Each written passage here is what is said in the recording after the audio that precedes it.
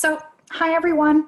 Yeah, today I'm doing the introductions because Isaac is our speaker today. He's going to be telling us about stability for two-class multi-server job systems. So take it away, Isaac. Thanks, Magdalene, and thanks everybody for coming. So today, as Magdalene said, I'll be talking about stability for two-class multi-server job systems. This is joint work with my advisor, Moore Harkel-Balter. Let me get my pointer. All right, Moore Harkel-Balter, and my co-author, Alan Scheller-Wolf. And before we get started, I want to tell you about what I mean by this. So multi-server job systems, we're going to be talking about multi-server systems. And stability, that's asking the question of basically what arrival rate can we keep up with without the length of without piling up more and more jobs that we can never get done. But before I get into all of that, I need to tell you about the framework I'm going to be using, which is stochastic analysis. So in computer science, there are two different types of analysis people use. One is worst case analysis, which is probably most familiar to a lot of you in the audience. In this setting, we have adversarial inputs. The question we're always asking is, how does this algorithm perform on its worst case inputs? The advantage of this approach is that the results are very general, but unfortunately, the typical behavior or practice might not resemble worst case behavior. Another option is stochastic analysis. Here, we have random inputs, and the key question is, how well does my algorithm perform on its average input? Now, the downside is we get results about averages, so it's not necessarily applicable in all circumstances, but it can often be a more realistic setting and can reveal practical insights that are useful in real-world systems. So this kind of analysis is the kind that I work on, and it's going to be the focus of this talk. So now let me show you what a stochastic model of a data center might look like. So here's a traditional multi-server model. And note, I say multi-server, but this could be multiple cores, it could be multiple anything that jobs run on. This model is called the MGK. Here's how it looks.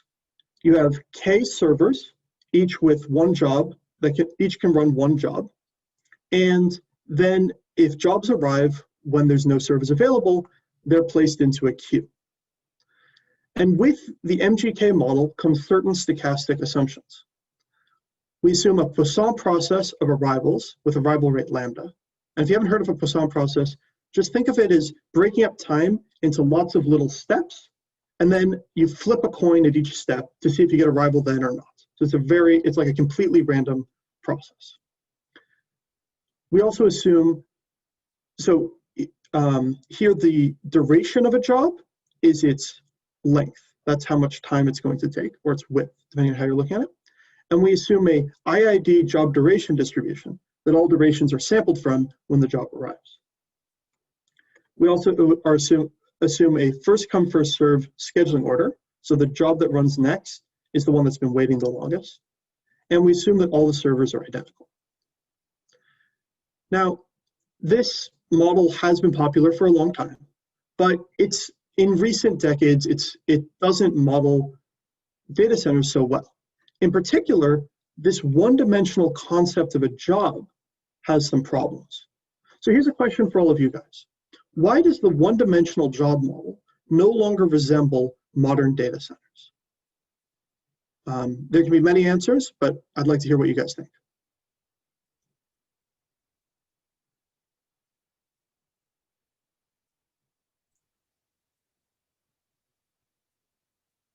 Some jobs might be parallelizable. Yeah, it's a good point, right? In this setting, every job runs on exactly one server. So there's no real way to model parallelism of a job. And that's a very important concept to model in today's data centers. So we're going to come up with a new model of a job, a parallel job model. Here on the horizontal axis, we'll have the job's duration. On the vertical axis, the number of servers a job requires. So for instance, in this case— That answer planted? Was that answer? Michael has not seen this talk before. Okay, because there are other things too, like the amount of memory it uses and other things that might have been, but it was exactly what you were, it's on your next slide. So I should say I have talked about this result with Michael before, but not about this talk with Michael. You're absolutely right, though, Danny. There's a lot of other aspects of jobs that this doesn't model so well, but this is the one I'll be focusing on for this talk. Charlie also mentions memory versus CPU usage. Oh, he did? I must have. Sorry, in the chat. Oh, yeah, cool. Yeah, these are all very good points. Ideally, a model would handle everything, but I'll be focusing on parallelism for this talk. So here on the horizontal axis, we'll have a job's duration, number of servers required. This job would require 1 server for 3.2 seconds. But we could also have a job like this that requires 4 servers for 4.1 seconds. And we think of this as requiring the servers concurrently, because that's how a lot of real jobs run. It needs all 4 servers for the entire time it's running. And this job might require 2 servers for 5.5 seconds. So with this model of what a job is, we can now give an updated model of what the system looks like, a multi-server job model. Isaac, does a job need the same number of servers throughout its lifetime? We're going to assume that, yes, a job needs all the servers the entire time. It's a simplifying assumption, but it's at least a lot closer to reality. Yeah. Any other questions about the model of jobs? I guess I might have moved through that kind of fast. I have a question. Yeah, please. So that job requires 2 processors for 5.5 seconds, but Mhm. we all know that you could do it with 1 processor in 10 or 11 seconds. But then you're also not going to consider that either, right? So oftentimes it could, but you might need to reprogram it significantly before it could do so. Okay. Isn't that just a scheduler? Couldn't that be automatically done with a scheduler? I don't know. So in some systems do allow, this is sort of called malleability, the ability to sort of change how many servers you run on the fly. Some systems have this capability, but not all of them do. And many just say, I need this many servers, I'll wait until you can give them to me. That's a very common way for these things to work as well. And that's the model we'll be using today. Okay, thank you. Sure. All right, any other questions on this job model?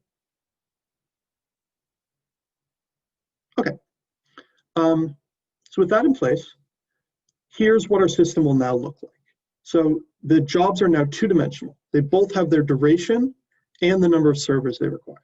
So for instance, this job needs 2 servers for a fairly short period of time, whereas this one is waiting on 3 servers for a longer time.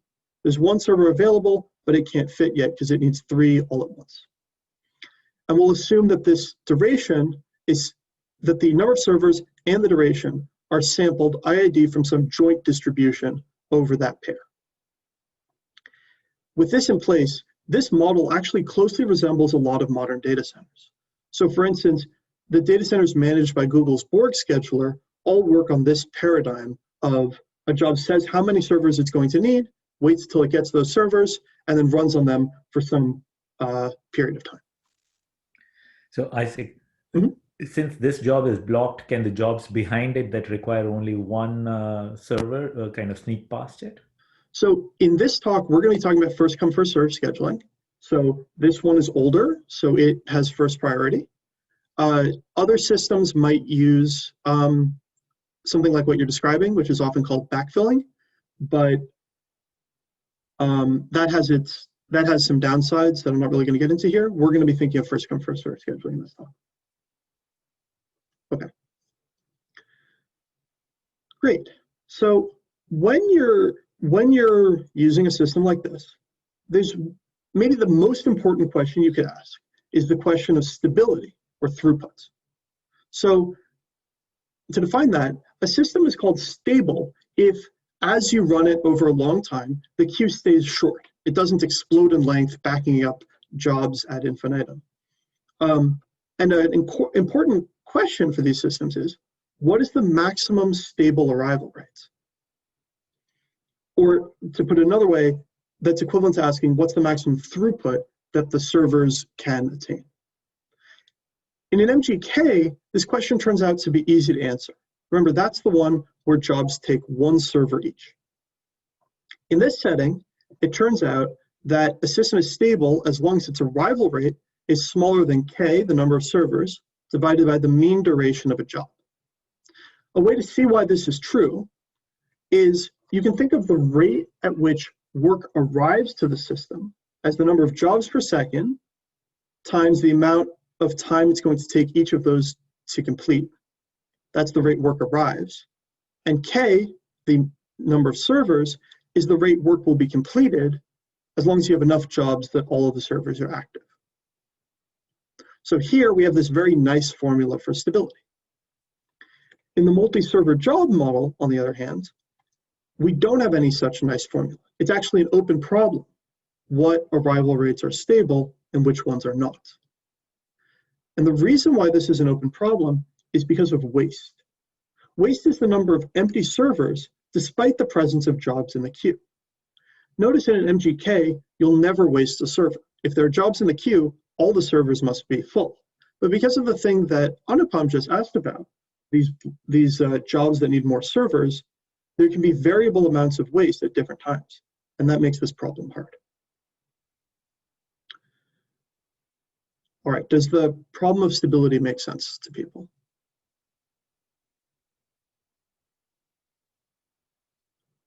All right, now that I've introduced the problem we're interested in, let me give you an outline of the rest of the talk.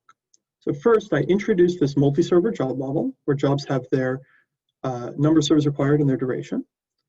Then I introduced the stability problem. How many jobs per second can we get without the length of the queue exploding? Next, I'm going to, I started, but I'm going to continue to discuss waste a bit, which is these empty servers despite the presence of jobs in the queue. Then I'll talk to you about some prior results on stability, and I'll introduce the specific model that we're going to be examining today.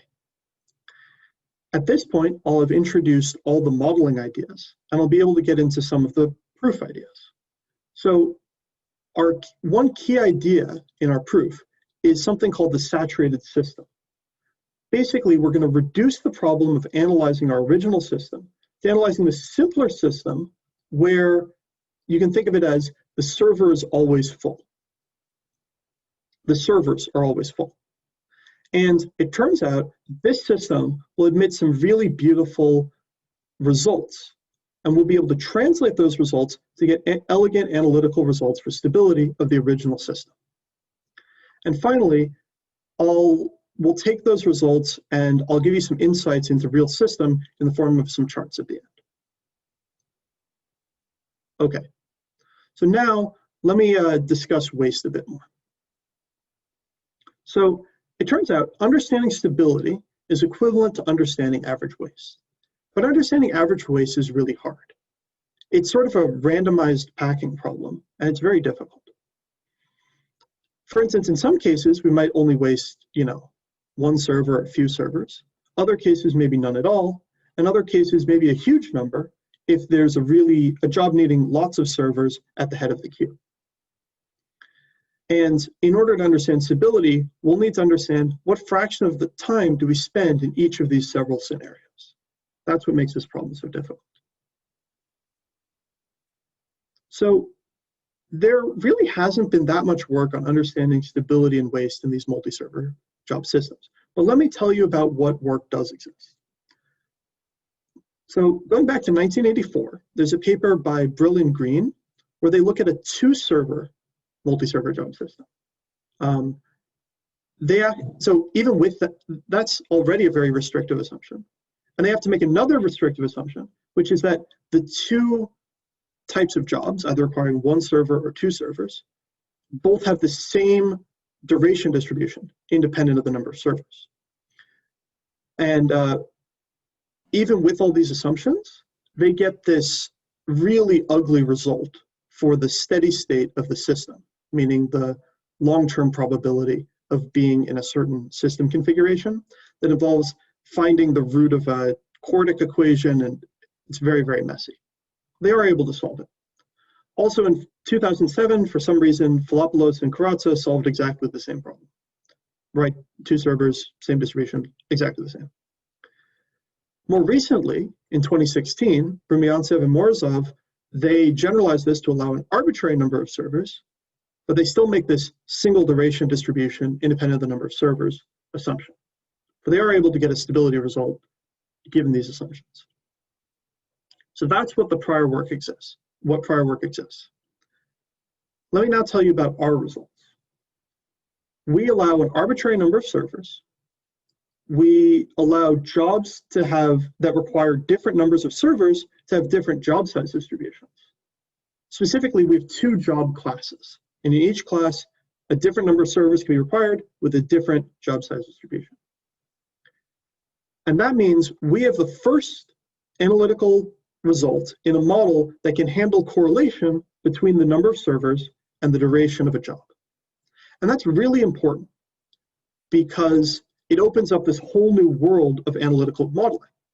And in particular, in real data centers, the number of servers and the duration of jobs is correlated by default. So allowing this correlation is vital to our understanding of these systems. All right, any questions about how the past results compare to our results?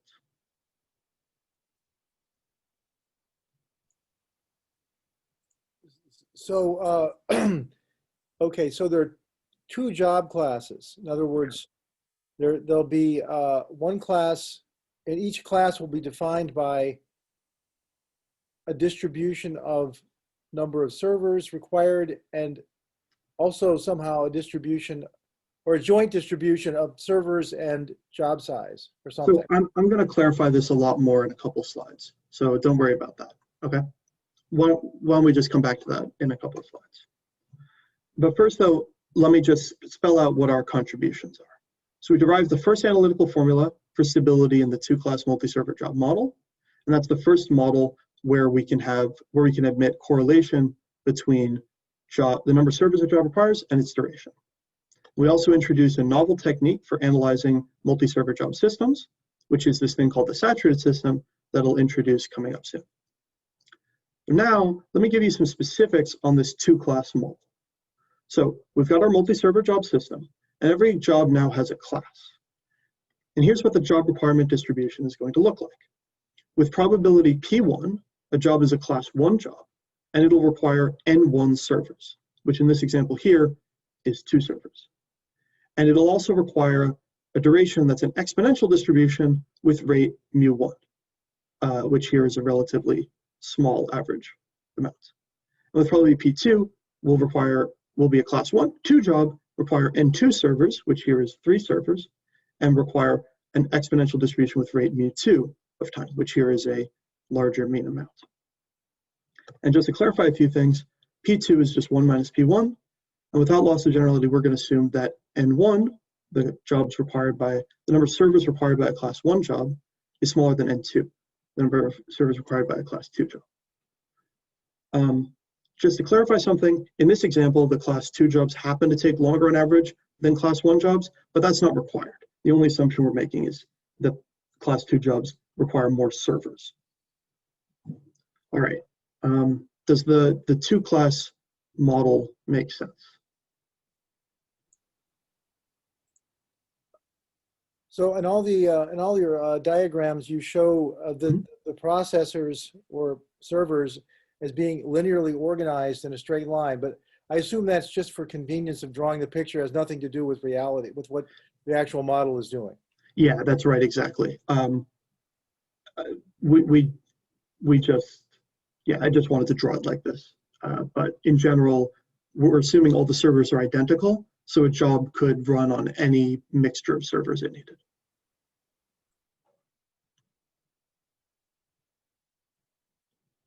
All right, so now let's go back to the outline. So I've discussed waste, I've shown you some prior results on stability, and I've introduced our specific model. So we're done with the introducing model part of the talk. Are there any questions about the multi-server job model, the stability problem, or our specific model that I haven't covered yet?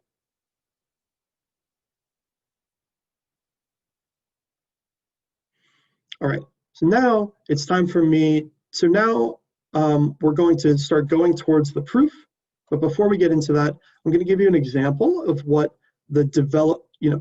this running this system looks like. So an example of the system evolution. So in this setting, we're going to have class 1 jobs requiring 2 servers and class 2 jobs requiring 3 servers out of 14 servers overall. So here's what that looks like. And down at the bottom here, I'm going to keep track of the number of class 1 jobs in service and the number of class 2 jobs in service. Here's all possible combinations of how many jobs there could be in service of the 2 kinds. Notice that for class 1 jobs, we go all the way up to 7 because they require 2 servers out of the 14 available, whereas with class 2, it only goes up to 4 because they require 3 out of the 14 available.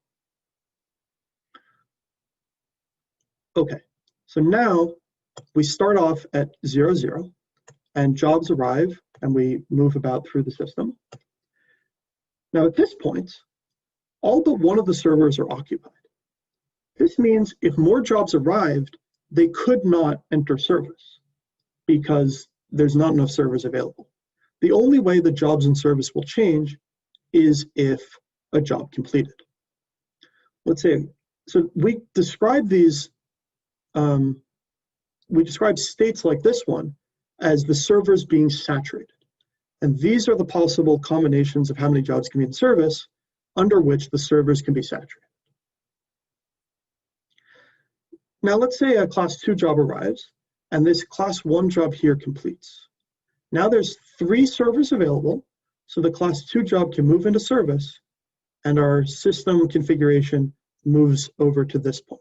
4 class 2 in service, 1 class 1 in service.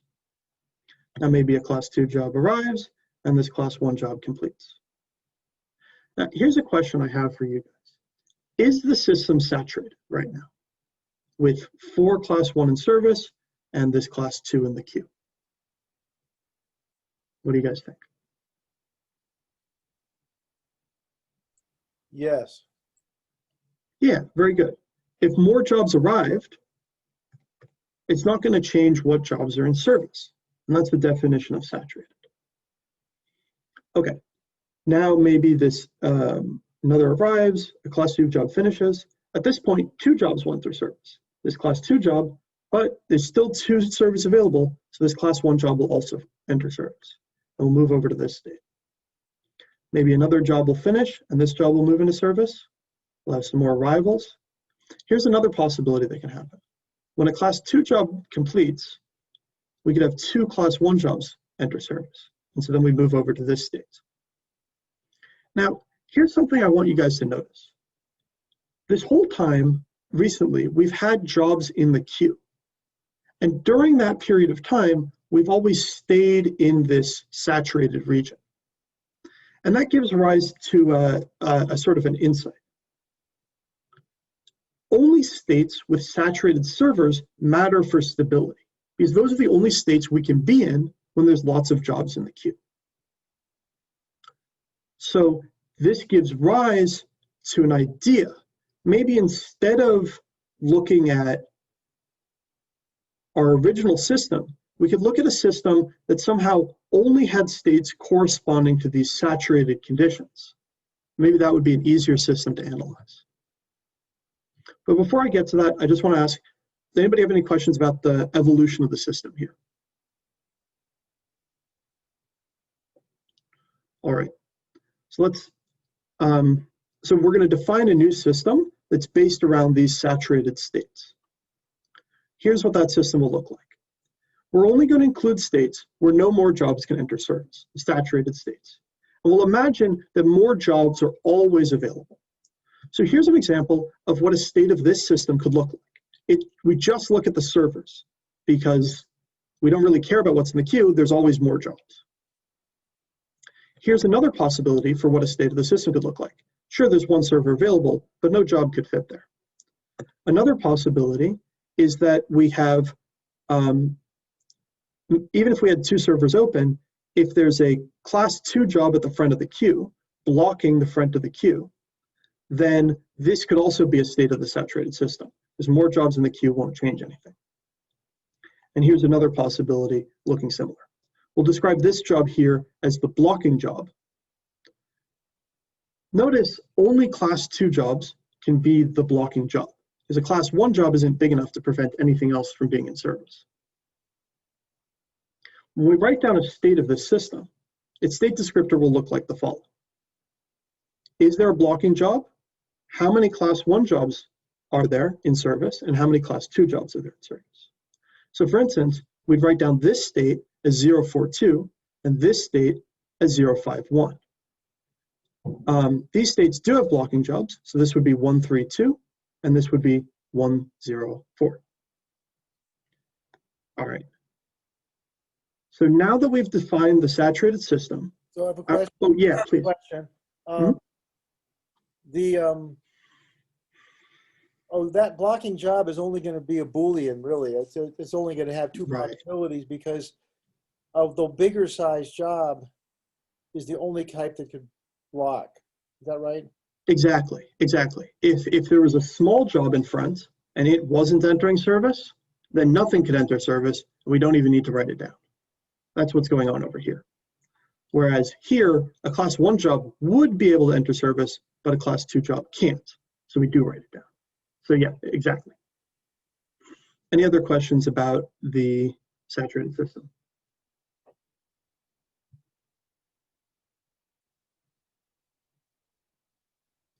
All right. So now let me tell you, based on the system, our saturated system theorem. First, let me define lambda star to be the supremum over all lambdas, where the original system is stable with arrival rate lambda. Another way to think of this is the system is stable for arrival rates below this lambda star and unstable, so the queue will just get longer and longer forever if the arrival rate is above that lambda star. Now, here's our theorem. Lambda star is equal to the throughput of the saturated system. Throughput is just the long-run average completion rate. So this theorem is really important. It allows us to relate our original fairly complicated system to this simpler saturated system, which we can have a hope of understanding. Now, I'm not going to cover the proof here, but I'd be happy to tell you a bit about how it works after the talk. All right, any questions about this theorem? So Isaac, could you say just a little more about how the two systems are differing? Sure. So the original system, sometimes it's got tons of jobs in the queue, sometimes just a couple, sometimes none, and we've only got jobs in service. Sometimes it's completely empty. In the saturated system, the servers are always saturated, and we always have just enough jobs to keep it that way. And whenever a completion happens, more jobs fall in until we're back in a saturated state. That make sense? And how is the saturated system evolving? What are the dynamics? Sure. The completion process is the same in the two cases. So this job has, some duration that was sampled from its distribution. Same with a job in this. The only difference is here we have an arrival process. Here, just whenever space opens up, more things fall in. But they're still sampled probability P1 or P2 or whatever. So the bottom line of this is you don't need to think about that list of jobs that's piling up. Exactly. You just need to think about, and you can generate those jobs when you need to generate a new one. You don't need to think about them already being there. Exactly. Exactly. That's a good way to think of it. Yeah, only sample when you need to sample. Cool. All right, now that I've introduced the saturated system, let me give you a more detailed outline. So our goal was to analyze stability in the original system. We've reduced that to analyzing this saturated system. Next, I'm going to show you some of the detailed structure of the state space of the saturated system. And at that point, we'll be ready to show this elegant analytical result for the saturated system, and hence for the original system that I promised you. All right, so the saturated state space structure. Here, I'm going to show you a chart. On the horizontal axis, we'll have the number of class 1 jobs in service, which I'll call A. And here we'll have the number of class 2 jobs in service, which I'll call B. So here's all the possible states of that saturated system I was just showing you. But the properties I'm going to tell you about apply not just to this one system, but to all possible multi-server job, two-class multi-server job systems.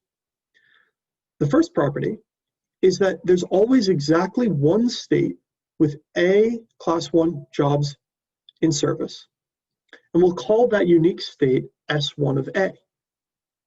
So what that looks like visually is that in every vertical column, there's always exactly one state. For instance, this state with a blocking job, 3 class 1 jobs, and 2 class 2 jobs is the state called S1 of 3. The second property is that there's always exactly one state with B class 2 jobs and no blocking jobs. And we call that unique state S2 of B. And what that looks like visually is in every horizontal row, there's exactly one state with a 0 in the first position. Here, here, here, here, and here.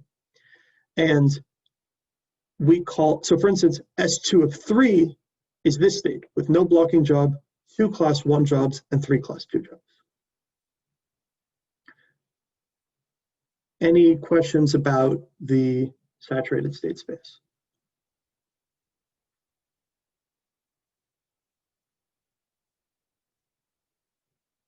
What was the other one again? So property 1 is S1 of 3, okay. Yeah. Okay. So with this structure in place, we're ready to give our steady state result for the saturated system. First, let's define F1 of S to be the probability that the next job to complete is a class 1 job, given that we start in state S. And we'll define F2 of S similarly.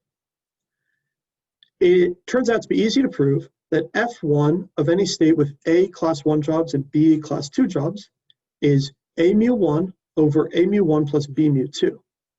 And F2 of S is just 1 minus F1 of S. With that, we can state our theorem. The steady state distribution of the saturated system is given by this expression. And if you're not familiar with the term, steady state just means what's the probability we're in any given state in the long run. Now, to clarify things, let me remind you what these different terms in this formula mean. S1 of I, that's the unique state with exactly I class 1 jobs. S2 of J, the state with exactly J class 2 jobs and no blocking job. F1 of a given state, here S1 of I, is the probability the next completion from that state is a class 1 completion, and F2 is defined similarly. P2, that's the probability an arriving job is class 2, and P1 is defined similarly. And this C at the front is just the normalizing constant that makes all the state probabilities add up to 1. And I want to impress upon you something. This type of formula, this is called a product form solution. And this is the most beautiful kind of steady state distribution that you ever see in queuing theory. There's exactly one term in this product corresponding to every job in the state. A term here, a term for the class 1 jobs, and a term for the class 2 jobs in service. And this formula is the same formula, not just for every state in the system, but for every possible system. The mu1s and mu2s determine these F1 and F2 values. The N1, N2, and K determine S1, S2, and what states we're even looking at, pi, and then the P1s and P2s finish things off. So the formula is uniform over all possible choices. It's as clean as you can possibly get.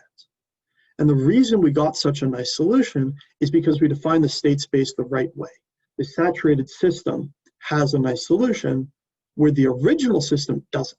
That's why people trying to study it directly got those horrible quartic equations. All right, does this result make sense to everybody? Any questions?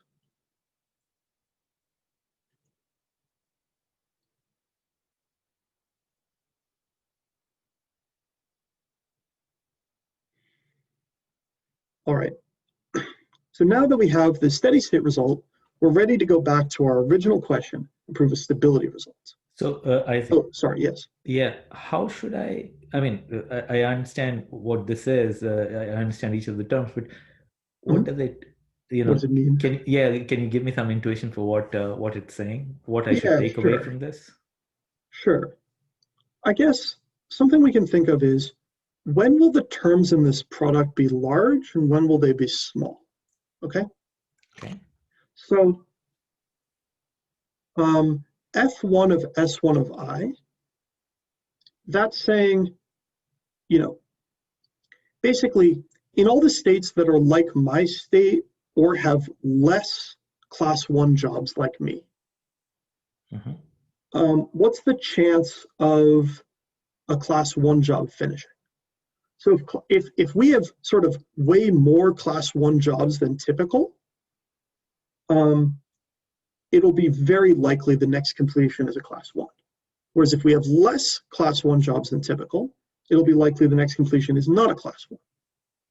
So this denominator will be small, or the term will be large, if we have too few class 1s relative to their completion rates. Okay.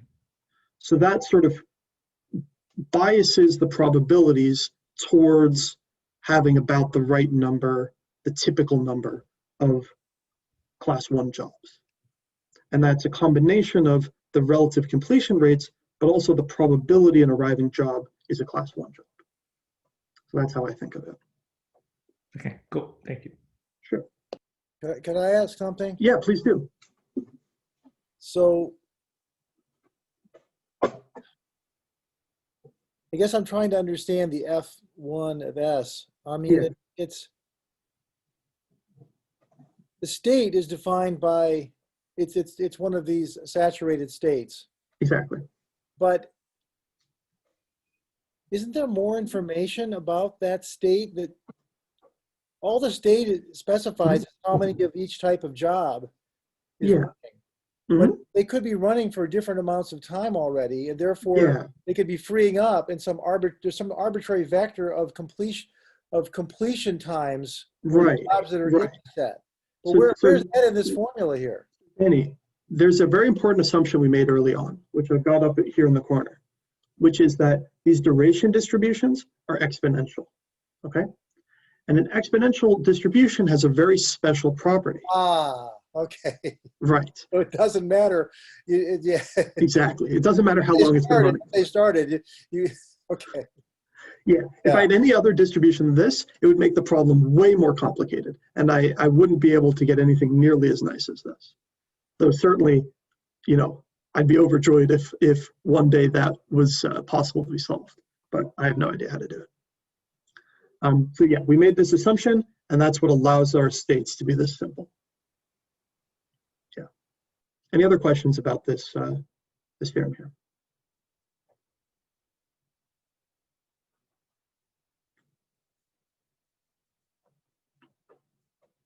Okay, so now that we have our steady state result, we're ready to prove our stability result.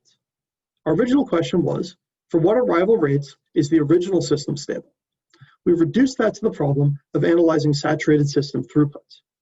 Then we found this product form for the steady state of the saturated system.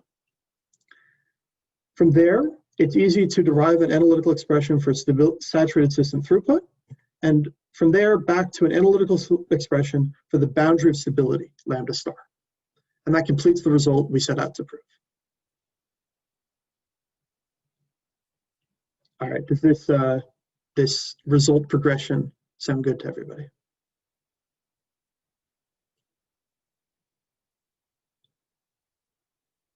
Okay, so now let's go back to the outline. So I've shown you the saturated system, and from there, this nice product form the saturated system admits, and how to get the stability result for the original system from there. Now it's the time, yeah. Is there, so you're being able to give results for throughput. Any chance you can use that to give results for like response times? Or using this kind of machinery to give results for response times? So response times are harder. Basically, this whole idea worked because we only needed to look at the saturated system, Mm-hmm. right? Actually, Doesn't this go back to my question, which Mhm. you'd have to get the response time, you'd have to figure out the average queue size and things like that. yeah, Something yeah, we need for this analysis. right. I think with this, so with this analysis, you can certainly get the asymptotic behavior of response time, but getting an exact result for response time is a lot harder. Something I've been working on recently is getting upper and lower bounds on response time, but again, it's a lot less clean because we can't just look at the saturated system anymore. Yeah. Thanks for the question. Okay. So let's show you what some of the insights you can derive from these analytical results are. One important idea that we can get out of this is average waste can actually be very high. So here we'll have a system where class 1 jobs take 1 server and need exponential of 2 seconds to run, and class 2 jobs need 200 servers for exponential of 1 second. And we'll have 200 servers overall. So here on this chart, on the horizontal axis, we'll have an arrival rate of class 1 jobs. On the vertical axis, an arrival rate of class 2 jobs. Notice the arrival rate of class 1 jobs goes very high because these jobs are very small, but the class 2 jobs much less because these jobs need the entire system's worth of servers. So we can only put up with a small number of their arrivals per second. Here's what my transitions are jumping. Here's what the stability region would look like if there was no waste. It would just be a straight line from the maximum number of class 2 jobs arriving to the maximum number of class 1 jobs arriving. In contrast, here's what the real stability looks like based on our analytical solution. And this entire region in gray in between is the loss due to waste. So here's a question for you guys. Why is there so much waste in this system? Why is waste such a problem here? What do you guys think?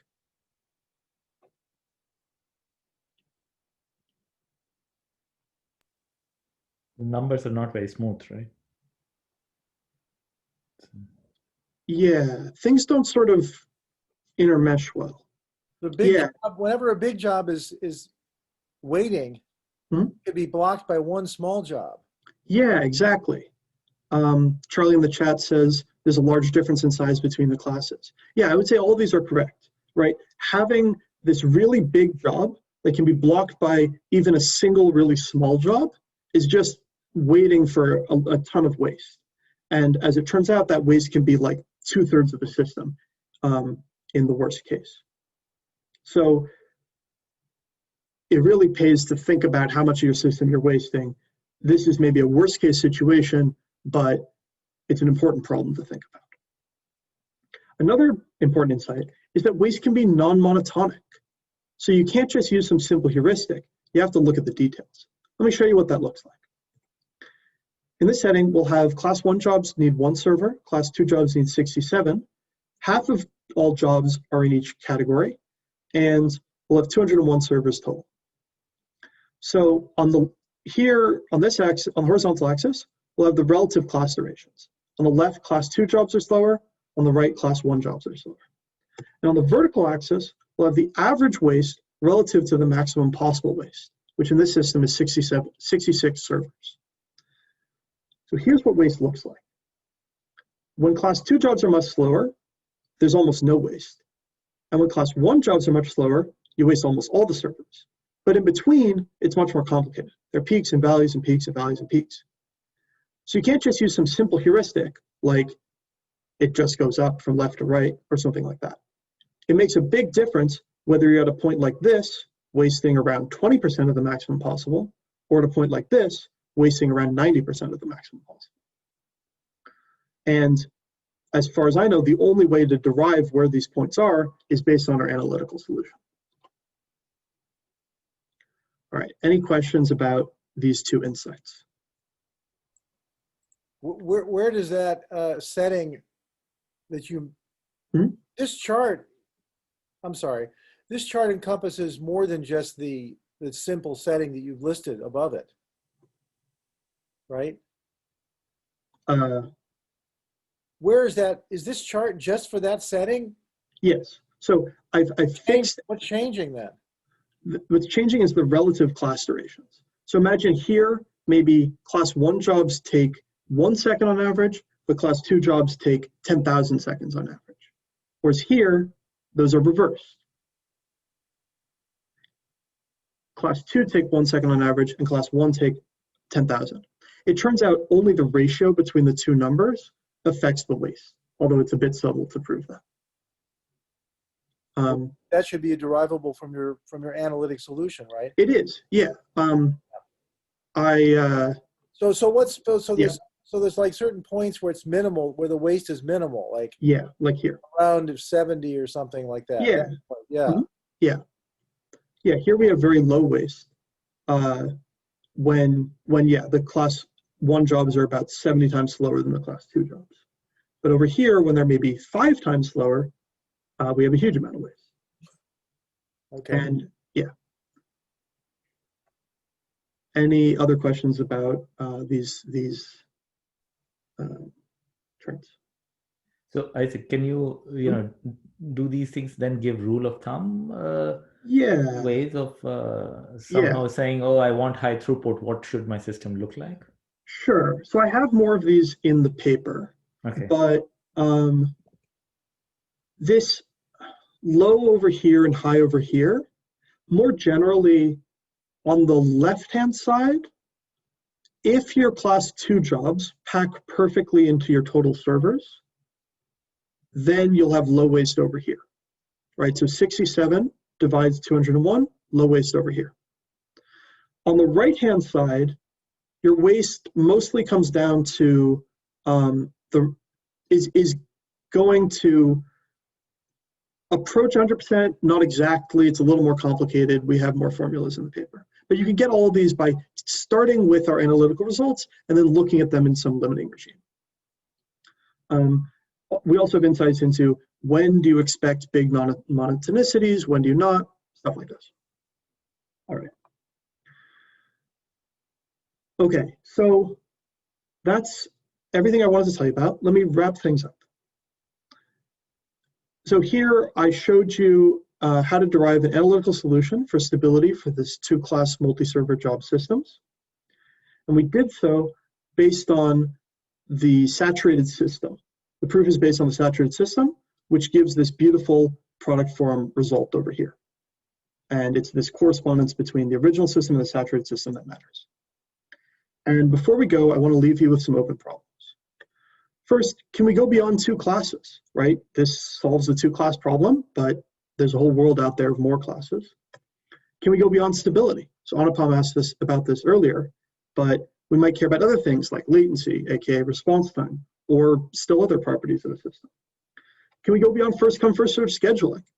It's maybe the most popular scheduling, but there are many other ones that might be of interest. And finally, are there more product form solutions out there? This is a super nice formula.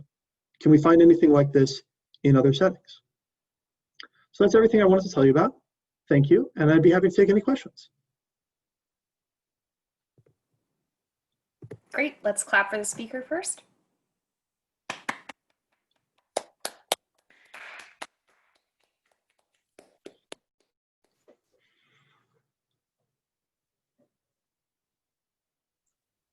That's really a problem with Zoom. They really ought to make a way of everybody to clap. That's a big.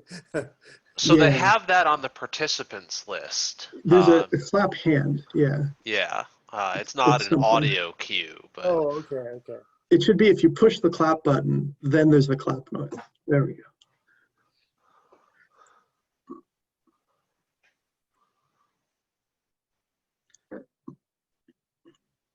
Yeah.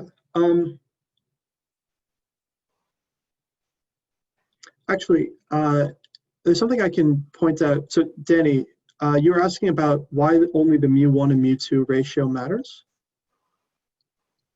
Yeah. So, in this formula we have over here, where do mu1 and mu2 show up? They don't show up in P1 or the S1 or the state. They only show up in F1 and F2. And you think back to the formulas for F1 and F2, it was A mu1 over A mu1 plus B mu2, right? Let me type that out.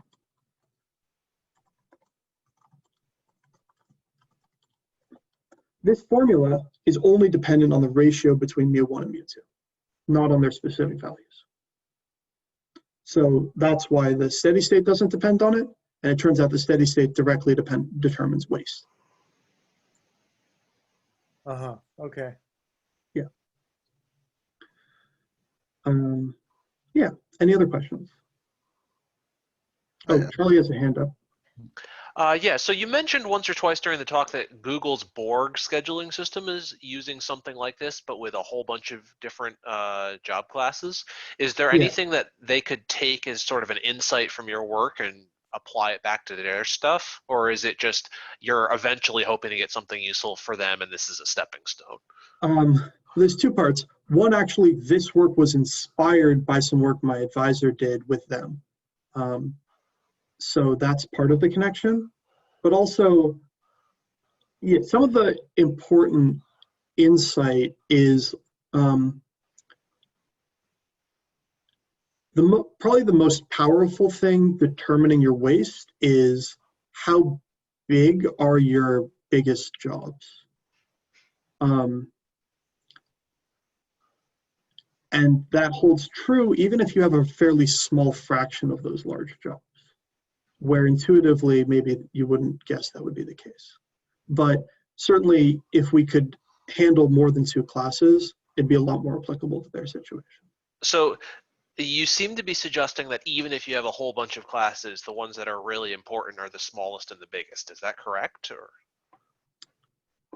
Yeah, or maybe even just the biggest are the most important, at least for determining waste and stability. Okay. Yeah. Although I'd imagine if you have a small enough fraction of those, it wouldn't matter anymore. But in most, common regimes, it'll be the largest jobs that matter. Michael, you see your hand up? Hi, Isaac. First of all, great talk. But the question I had was, so far this is all, it seems to be assuming that you have unlimited space in the queue. Does this type of result extend if you have a finite queue? So one of the only other results in this field is where you have no queue at all, okay? Where a job that doesn't fit into service immediately is just dropped. And there are some nice analytical solutions, but they look quite different from these solutions. And I assume in between, it'll be some, moving from those solutions to my solutions, but I don't know the specific values there. Thank you. Sure. Yeah. Sorry. I think there's a way to see that this issue with the ratio, the waste is just a function of the ratio of the rates. Because if you imagine the waste is really like an asymptotic property, right? You run it forever and you see how much time is wasted. So if you simply if you double the mu of both jobs, it's going to make them both take twice as long, and it's not going to change the asymptotic result. Exactly. It's just like changing it's just changing your units of time or your rate your server runs at or whatever. Right. Exactly. Yeah, it also pops out of your analytical formula. That's good because it's got to be that way. Yeah. Okay. Yeah. Exactly.